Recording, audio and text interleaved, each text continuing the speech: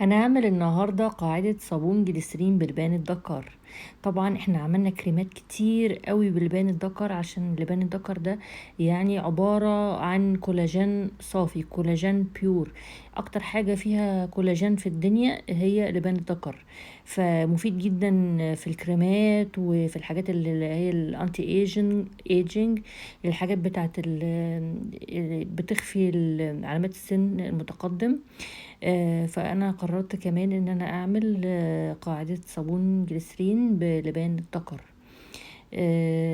وهستخدم فيها 15 جرام مطحون لبان الدكر. وكمان انا عندي زبدة لبان الدكر، هي بتبقى عبارة عن زيت مهدرج، فبتبقى زبدة انا شاريها كده. بس انتي لو مش عندك تقدري تعمليها بس بمجرد لبان الدكر المطحون. تعالوا نشوف مع بعض بقى الصابون الجميل ده هنعمله ازاي. هاخد 100 جرام بالظبط من حمض الشمع وبنزل بيهم في حلة ستانلس ستيل.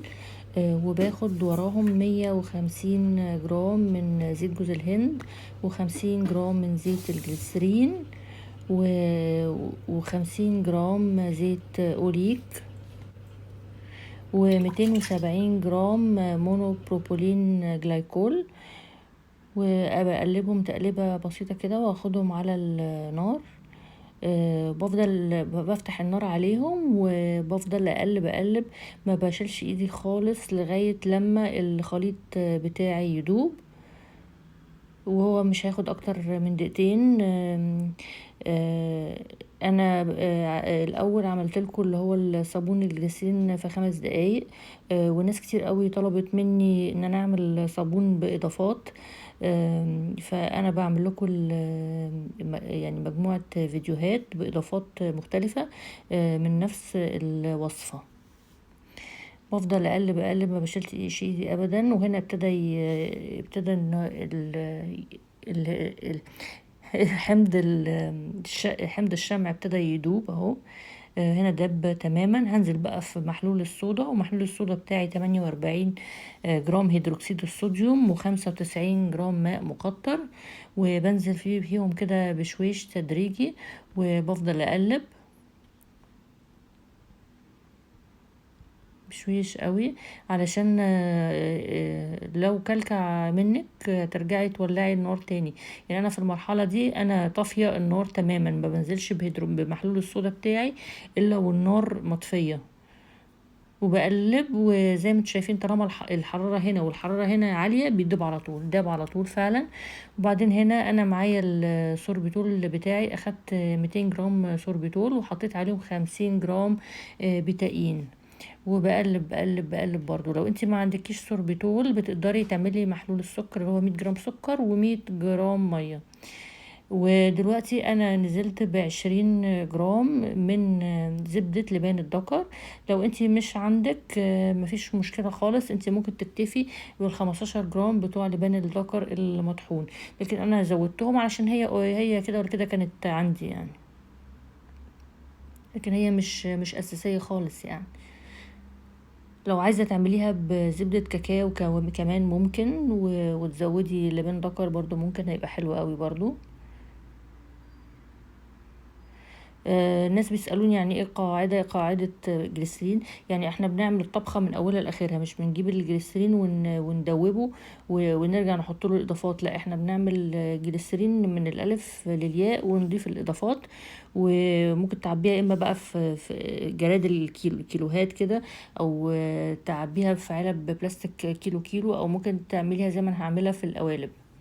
وهنا بنزل بال15 جرام بتاع لبن الدكر، وبقلبه بيدوب على طول علشان الزيت بتاعي سخن يعني.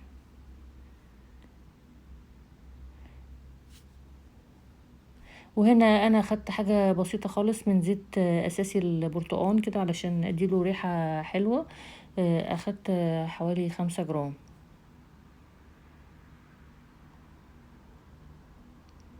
وهبتدي انزل بقى في القوالب بتاعتي.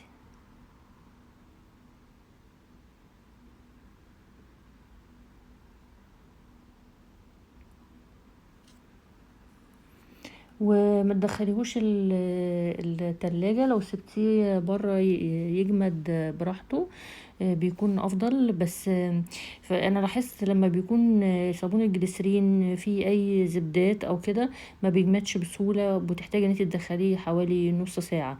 فلو انت في الصيف معلش هتدخليه نص ساعه وتطلعيه، مش اكتر من كده. لو انت في الشتاء سيبيه براحته يجمد يعني.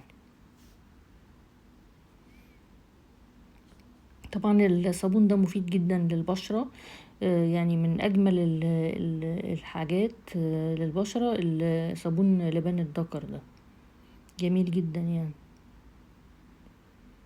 ده عبارة عن كولاجين بيور يعني 100%.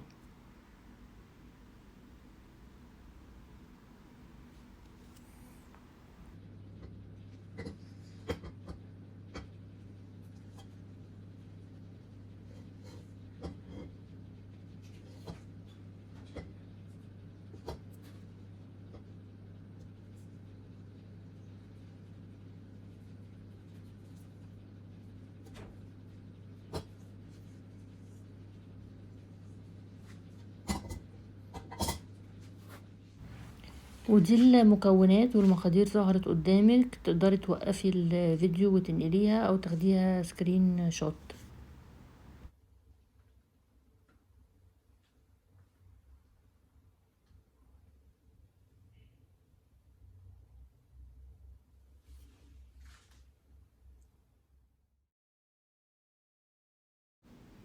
ده الصابون الجليسرين بتاعي اللي لبان الذكر وزيت البرتقال. ريحته وملمسه، طبعا البرتقال مع لبان الذكر عاملين ريحة فظيعة، وزبدة لبان الذكر كمان مدياله خامة كده حلوة جدا. يعني صابون جميل جدا وناعم على البشرة ومفيد قوي للبشرة وهايل، ياريت تحاولي ان انتي تجربيه. ولو عجبك الفيديو ما تنسيش تعملي لايك وتسيبيلي كومنت، واشوفك ان شاء الله في فيديو جديد.